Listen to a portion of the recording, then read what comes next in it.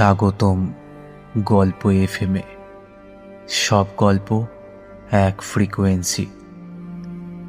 গল্প এফএমের one and only creation ভৌতিক গল্প সম্ভারে গত শনিবার আপনারা শুনেছিলেন লেখক এমডি হাবিবুল বাশার রচিত রাত তখন ৩:৩৫ গল্পের প্রথম পর্ব।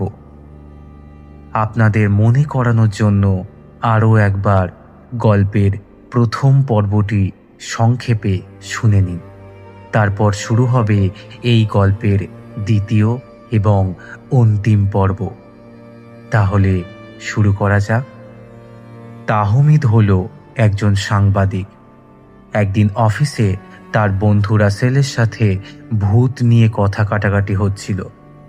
তাহমিদ ভূতে বিশ্বাস করে না, আর রাসেল পরোক্ষভাবে ভূতে বিশ্বাসী। ফলে সেই কথা কাটাকাটি একসময় ঝগড়াতে পরিণত হয়। তাহমিদ ঠিক করে রাসেলের দেয়া সেই ভুতুড়ে বাড়ির ঠিকানায় সে এক রাত কাটিয়ে আসবে। সেই বাড়িতে এক রাত্রি থাকার পর তাহমিদের ভয়ঙ্কর অভিজ্ঞতা হয়। তারপর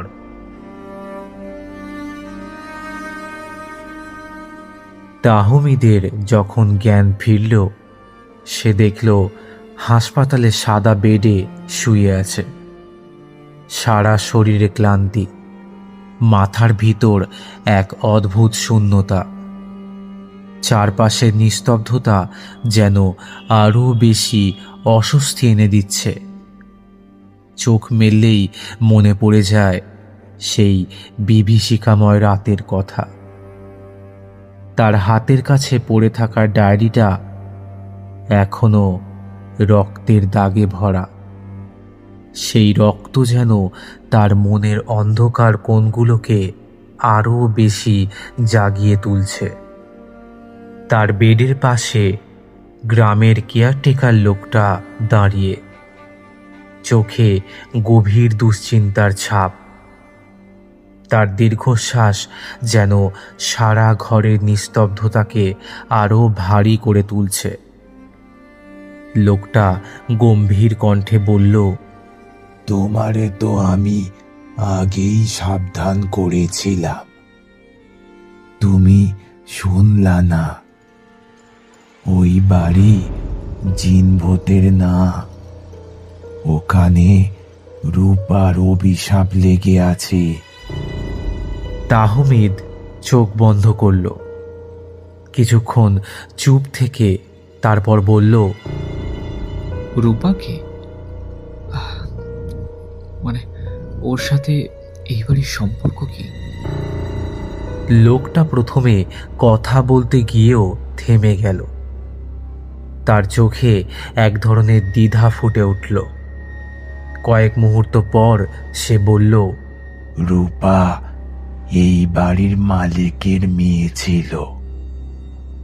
বছর 20 আগে তার বিয়ের রাতে তাকে মেরে ফেলা হয়। তাহমিদ শিউরে উঠল। কিন্তু কেন? আর আমি তো ওকে দেখেছি, ও আমার সাথে কথাও বলেছে। সে কি? লোকটা তীক্ষ্ণ দৃষ্টিতে তাকালো। ও মরে গেছে, কিন্তু শান্তি পায়নি। যে রাতে ওকে মারা হয়েছিল, সেই রাত থেকে ওর আত্মা ওই বাড়িতে ঘুরে বেড়ায়। ঠিক 3:35 ওর কণ্ঠ শোনা যায়। যারা ওর আত্মাকে বিরক্ত করে তারা আর বাঁচে না। তাহমিদের গলা শুকিয়ে গেল। কিন্তু কিন্তু আমি তো কিছু করিনি, আমি শুধু সত্যতা খুঁজতে গিয়েছিলাম। লোকটা আবারও গম্ভীর গলায় বলল, সত্য খুঁজতে চাইলে রূপার কষ্ট তোমাকে বুঝতে হবে। তুমি ওর জীবনের গল্প জানো? তাহমিদ কিছুক্ষণ চুপ করে রইল। তার মনের ভিতর অজস্র প্রশ্ন ঘুরপাক খাচ্ছিল। তারপর সে বলল, ওর গল্পটা জানলে হয়তো বুঝতে পারবো। লোকটা চেয়ার টেনে বসে পড়ল। তার গলায় ভারী কণ্ঠ, যেন কোনো দুঃখের ইতিহাস বলতে চলেছে সে। রূপা ছিল খুব মিষ্টি মেয়ে। গ্রামের সবাই তাকে ভালোবাসতো। তার বাবা ছিলেন জমিদার। বিয়ের দিন রূপা অনেক খুশি ছিল, কিন্তু সেই খুশি তার টেকেনি। তার স্বামী আর শ্বশুর বাড়ির লোকেরা তাকে মেরে ফেলেছিল, কারণ তারা তার বাবার সম্পত্তির দখল নিতে চেয়েছিল। তাহমিদের শরীর শিউরে উঠল। সে বলল, তারপর? লোকটা চোখ নামিয়ে বলল, তাকে মারার পর তার লাশ বাড়ির পিছনের কুয়োয় ফেলে দেয় তারা। সেই রাত থেকেই বাড়িটা অভিশপ্ত হয়ে যায়। রূপার আত্মা সুবিচারের অপেক্ষায় আছে। তাহমিদের মনে হলো গল্পটা এখানেই শেষ নয়, এর গভীরে আরও কিছু রয়েছে, আর সেটা তাকে উদ্ঘাটন করতে হবে।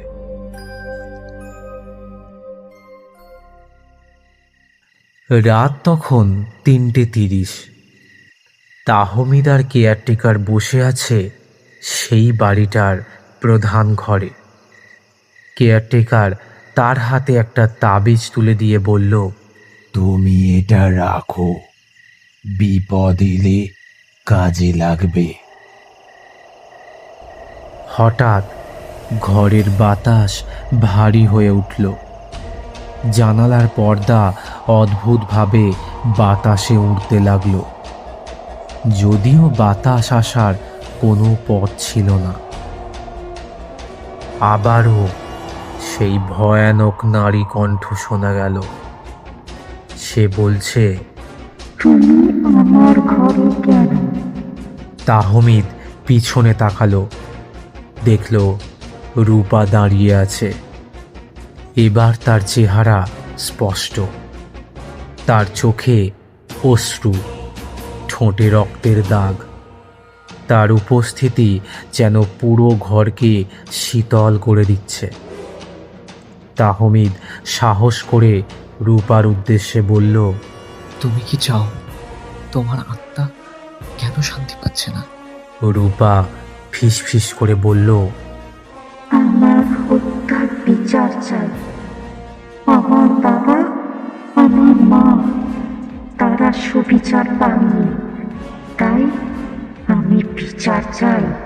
কেয়ারটেকার চিৎকার করে উঠল, তাহমিদ, তাহমিদ, পালাও, পালাও, ও তোমার জীবন নিয়ে নেবে। পালিয়ে যাও তাহমিদ, পালিয়ে যাও। রূপার চোখ হঠাৎ আগুনের মতো জ্বলে উঠল। কেয়ারটেকার অচেতন হয়ে মাটিতে লুটিয়ে পড়ল। তাহমিদ কাঁপতে কাঁপতে বলল, আমি তোমার গল্প সবাইকে জানাবো। তোমার সুবিচার হবে, হবে সুবিচার। রূপার ঠোঁটের কোণে ম্লান হাসি ফুটে উঠল। সত্যি, সত্যি বলছো? তুমি সত্যি বলছো? তাহমিদ মাথা নেড়ে বলল, হ্যাঁ হ্যাঁ, আমি প্রতিজ্ঞা করছি। রূপা ধীরে ধীরে অদৃশ্য হয়ে গেল।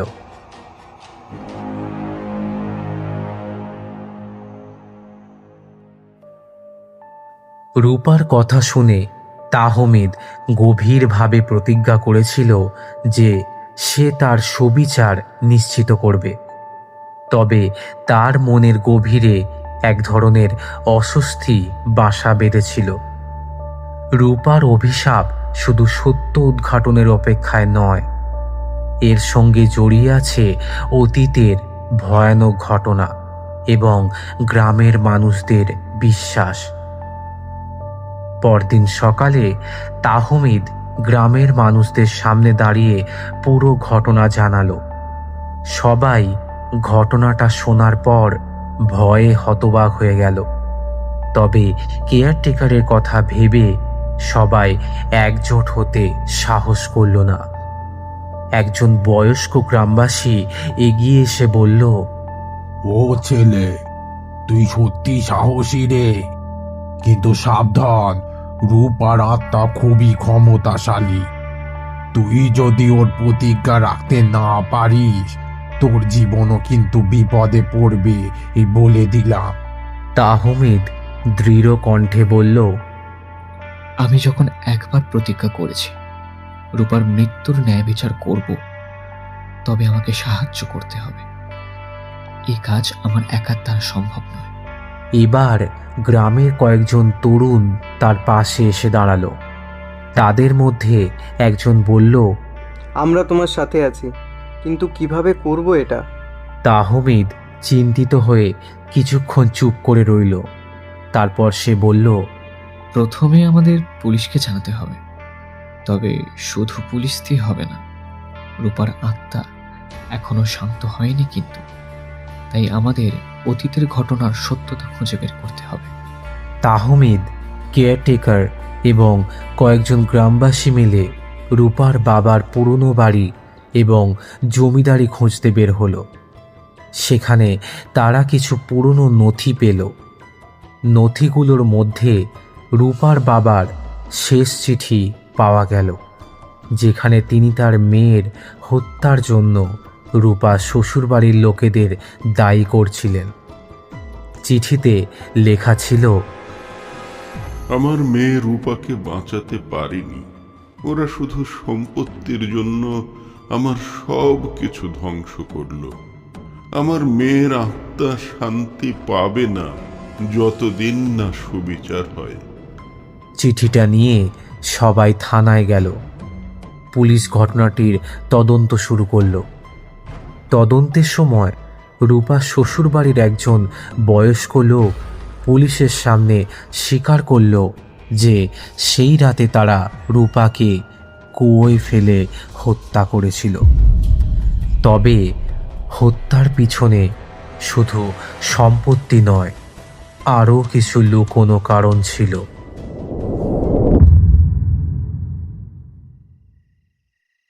রাতের অন্ধকারে আবারও তাহমিদ সেই বাড়িতে ফিরে গেল। এবার তার সঙ্গে ছিল পুলিশ আর গ্রামের কয়েকজন সাহসী মানুষ। ঘড়ির কাঁটা ঠিক 3:35 পৌঁছালে ঘরের ভিতর আবারও শীতল বাতাস বইতে শুরু করলো। হঠাৎ করেই জানালার কাঁচ কাঁপতে লাগলো। রূপার কণ্ঠ ভেসে এলো, তুই আবার এলি কেন? কেন এসেছিস এখানে? তাহমিদ এগিয়ে এসে বলল, তোমার প্রতিজ্ঞা রাখতে এসেছি রূপা। তোমার হত্যার সত্যি উদ্ঘাটন হয়েছে। তোমার হত্যাকারীরা শাস্তি পাবে এবার। রূপার আত্মা ধীরে ধীরে তাদের সামনে আবির্ভূত হলো।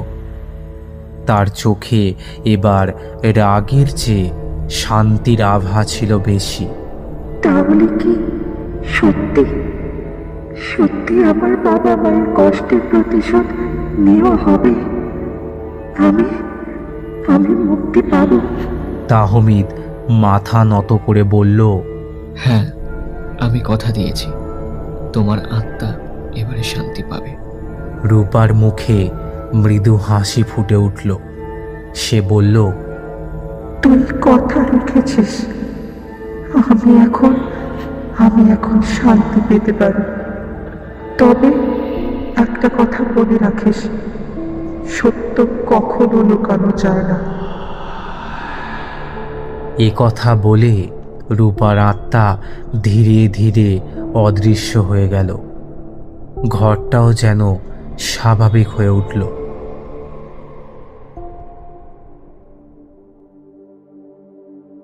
কয়েক মাস পর রূপার হত্যাকারীদের আদালতে শাস্তি হলো। গ্রামের মানুষদের কাছে সেই বাড়ির অভিশাপ মুছে গেল চিরতরে। তারা আবারও সেই বাড়ি ব্যবহার করতে শুরু করলো। তাহমিদ নিজের ডায়েরির শেষ পাতায় লিখল, রূপার আত্মার শান্তি ফিরে এসেছে। আমি সত্য উদ্ঘাটন করতে পেরেছি। তবে এই ঘটনা আমাকে শিখিয়েছে যে ন্যায় বিচারের প্রতিষ্ঠার জন্য সাহস আর ধৈর্য সব থেকে গুরুত্বপূর্ণ। এখন তাহমিদ তার সহকর্মীর কথার মানেটা বুঝতে পেরেছে। রাসেল তাকে বলেছিল, ভূত কিনা বলতে পারবো না, তবে তারা অশরীরী। রাত তখন 3:35। গল্পের অন্তিম পর্বটি আপনাদের কেমন লাগলো অবশ্যই কমেন্ট সেকশনে জানাবেন এবং লাইক, শেয়ার, সাবস্ক্রাইব করতে ভুলবেন না কিন্তু। আবারও আমরা খুব শীঘ্রই আসব আরও একটি ভয়ানক গল্প নিয়ে। আজকের জন্য এই পর্যন্তই। নমস্কার।